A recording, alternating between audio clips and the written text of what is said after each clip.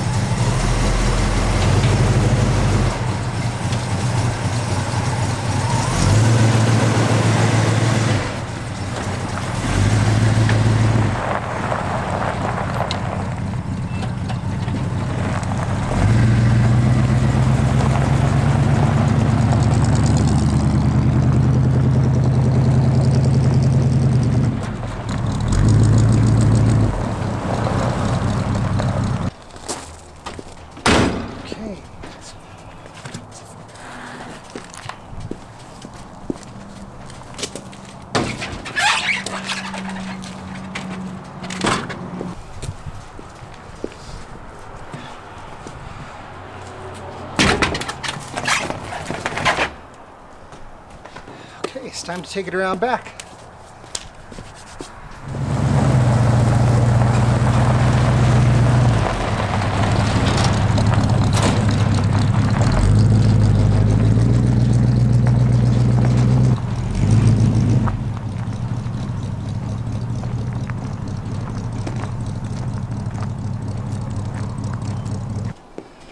Okay, it's a little dark to get started on anything, but at least we've got our tires. Jet Li has his new shoes, and we'll just keep them back here for safekeeping for now. In addition to the 37-1350 Cooper STT Pros that we got for our JL, we also picked up a brand new set of KMC XD231 Robbie Gordon beadlock wheels. Today, we'll be assembling the two. So some of the things that help make the STT Pro to be such an awesome tire include its 3-2 center rib design and shoulder lugs that Cooper calls side biters. In addition to having an all-new silica compound, its carcass has also been reinforced with a super thick 3-ply Armortech 3 sidewall. All these things not only help it to become a very durable tire, it also helps them to hook up really well on the rocks. The XD231 is a relatively new wheel from KMC, and when Cindy and I first saw these, we knew we had to have them for our JL. Fortunately, they are available in a 17 by 8.5 and come with a 5-on-5 bolt pattern that has mounting holes big enough to fit the 14mm studs that the JLs now have. For our purposes, we also love the fact that it has a machine finish and come in a nice 4.75 inches of backspacing. Because we plan on keeping the TPMS system on our JL, we decided to buy a brand new set of them online, and we'll be installing these in place of the valve stems that came with our wheels. So to begin the installation of our beadlock wheels, the first thing we're going to need to do is remove these assembly screws that came on the beadlock ring themselves. So to do that, we're going to use an 8mm Allen bit, and to help speed things along, I'm going to use an electric ratchet.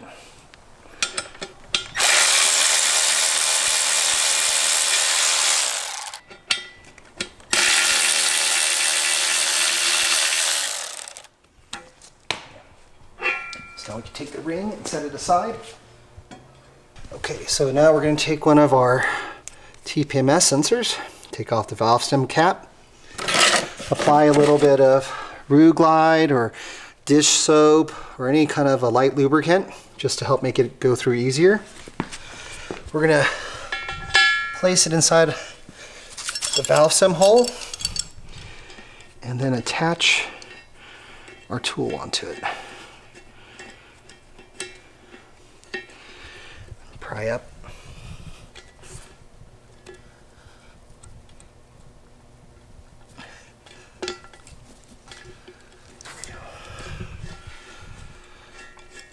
Just that easy.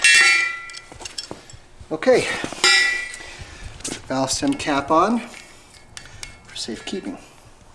Okay, it's time to install ourselves a set of bead locks. And before we get started, we're going to make sure that we're on the right side of the tire. I like to install all my bead locks going the same direction, and as you can see here, there's a barcode, and on this side, there isn't. So I try to make sure that all my tires are always going the same direction when I work on this. In order to get the bead lock into the tire itself, it's always helpful to use a little bit of lubricant. I use a product called Glide, which you can get at Napa, but any dish soap or Simple Green, something like that would work as well. But I've always found this to work the best, and that's what I use. So get the whole bead nice and lubricated. And grab your wheel. This is going to be the bead lock side. You got to make sure that this is going in best you can. And then we're just going to use a bit of brute force to get the rest of it in.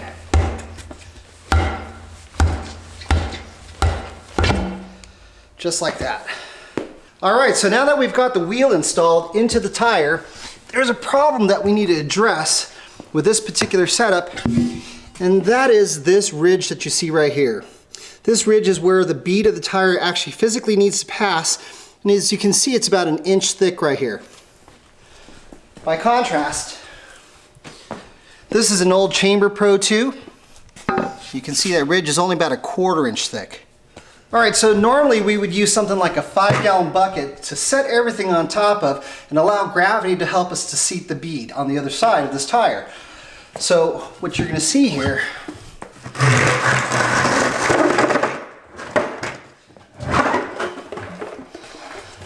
is now that this tire is up here, there's about a 1 inch gap all the way around the wheel. Normally it should be sitting down almost on top of it so that we can work this bead into the wheel itself. So we're going to have to do something to make that cinch in and make it possible for us to do that. Okay, so what we're going to do here to help get this bead seated onto the wheel itself is we're going to actually use a set of these wood clamps that you see here. These are 24-inch clamps, and we're going to use a set of 2x4s to help us along. And we're going to just triangulate this to help cinch things in. So I'll go here first.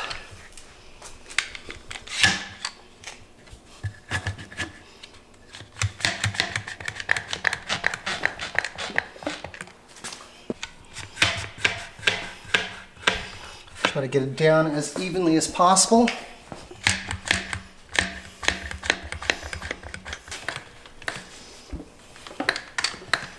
Now that we've got the tire all situated and seated a little bit closer to the bead of the wheel itself, we're just going to go back to our traditional method of installing a bead lock. Got a couple screwdrivers or small pry bars would work. What you want to do is just make sure that the bead of the tire is tucking into the wheel itself.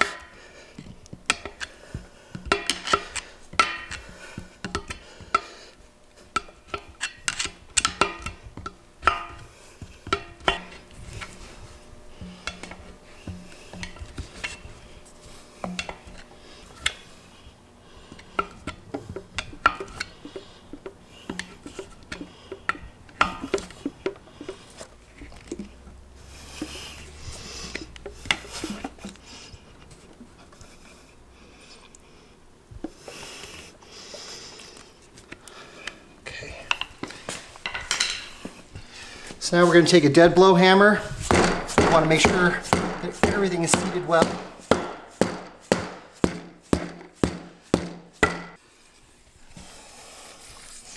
You want to thoroughly check to make sure your bead's seated fully. It's completely tucked in right here. You can see right here. Just want to make sure that there's no buckling or any imperfections. Make sure the bead is completely seated. Now that we've got the tire seated onto the bead lock itself, we're going to go ahead and take the ring, place it on the wheel, and as you'll see here, there's a valve stem here, there's a KMC here, and at least the way they came assembled, that was approximately the way they were set up. So the KMCs are opposite each other and in line with the valve stem.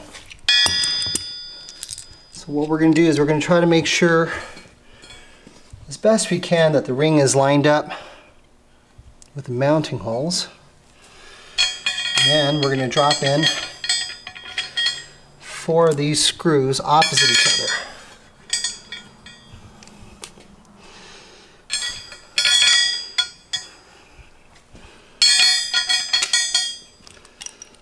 Okay. Just want to thread it in.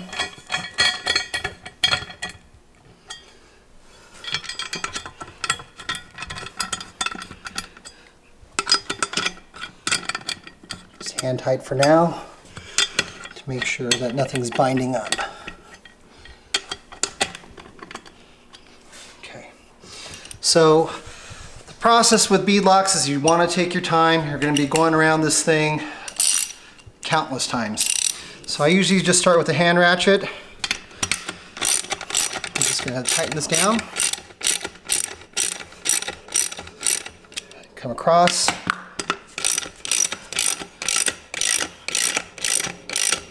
Cross again. One more time. We're going to do this a few times just to suck it down to a decent amount. You don't want to go crazy with it.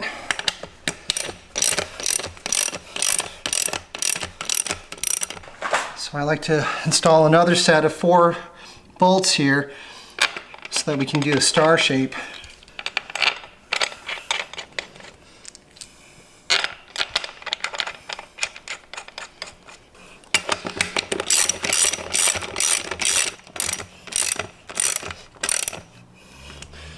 Across.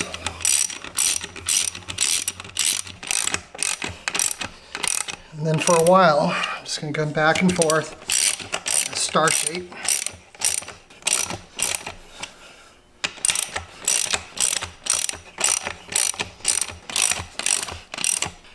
Drop in the rest of these screws, bolts. Make sure they all go in nice and smooth.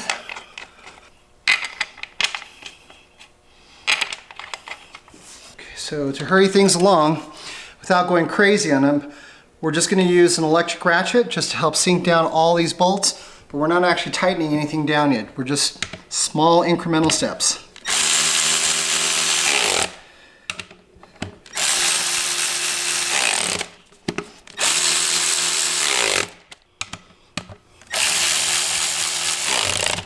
With all the bolts in the beadlock ring and the tire secured, we can now remove these clamps that helped us get them set up in the first place.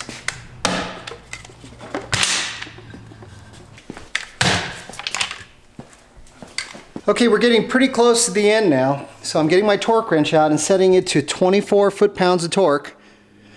And we're going to go through and we're going to just keep on going over all the bolts like we have. As you can see here, we're almost to the point where the beadlock ring is going to mate completely with the wheel itself. So here we go.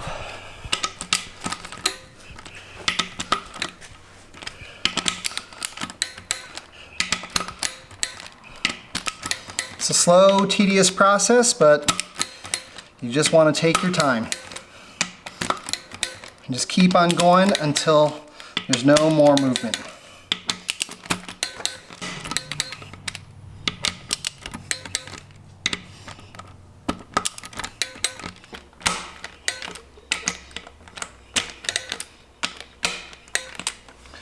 Okay,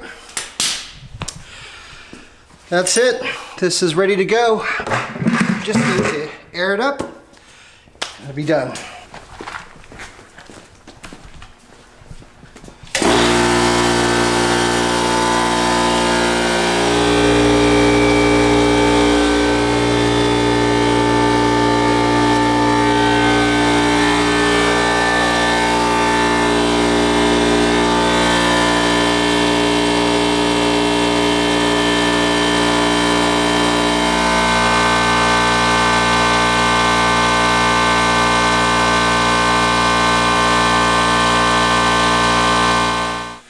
One of the things that you want to make sure that you do, especially when you're airing up a beadlock for the very first time, is to not stand in front of the beadlock ring.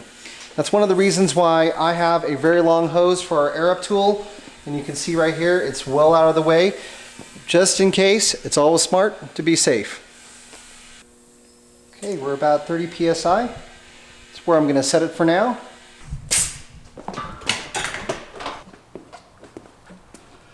Alright, here's the last of them. A complete set of 5 Cooper STT Pros mounted on a brand new set of KMC XD231s. I don't know about any of you, but I think they look outstanding.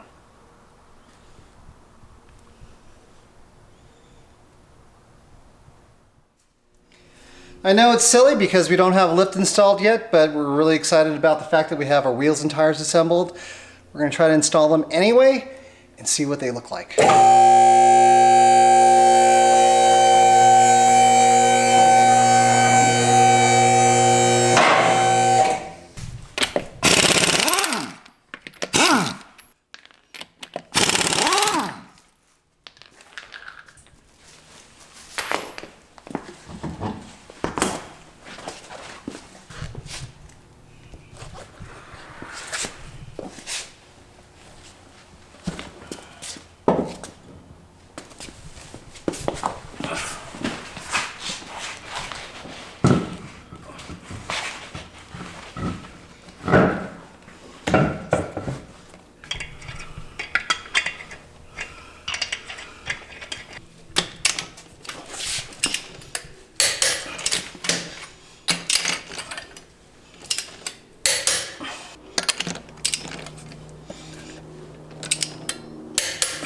Okay, that's one.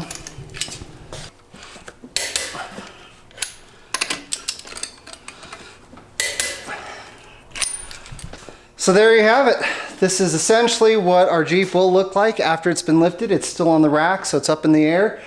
I got all the tires installed, all the wheels and tires installed, and it just completely transformed it. I mean, if you take a look at it now, it's amazing. So now we're going to put it back on the ground, and you can see what 37s look like on a bone stock Jeep. No lift, no nothing. And if there are any problems, we'll point them out as well. Coming down.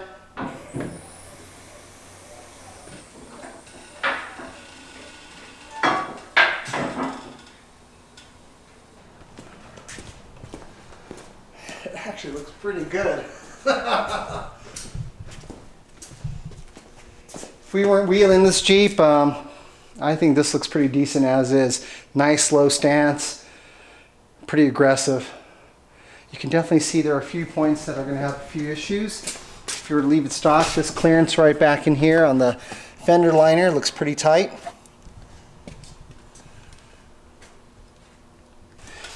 Jeep did a great job of clearing up space up front of the rear tires anyway. The pinch seam has now been addressed, as well as the rocker guard. Looks like there'd be plenty of room right there. Up front, looks like we have plenty of clearance to the back of the fender. And even up front, without the ends to our bumpers, there's plenty of space. Where we might have an issue is in steering. We might have some rubbing issues, but it's hard to say. Definitely you could see during articulation, the outer edge of our tire is most likely going to catch actually the edge of our fender. But otherwise it looks aggressive as hell.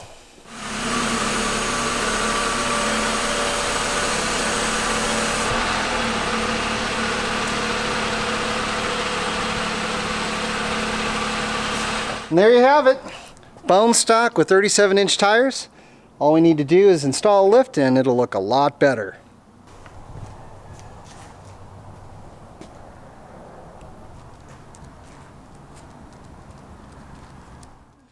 So that's what it takes to install a set of beadlock wheels on 37-inch tires. We hope that you found the video useful. If you're not already a member, we would love for you to come by jlwrangler.com and become a part of our online community. Until next time, we'll see you here on the JL Journal.